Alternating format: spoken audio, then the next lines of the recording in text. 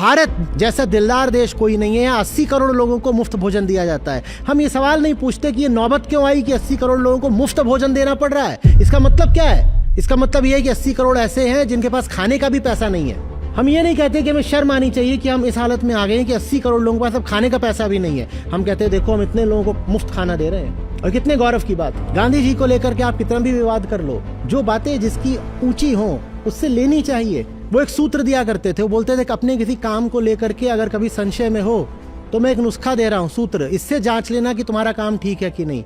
बोले जो भी सबसे दुर्बल और दरिद्र और गरीब आदमी तुम जानते हो, तुम ये देख लेना कि तुम्हारे काम से सीधे या परोक्षतः, डायरेक्टली या इनडायरेक्टली उसको कोई फायदा होगा कि नहीं होगा, बस ये देख लो।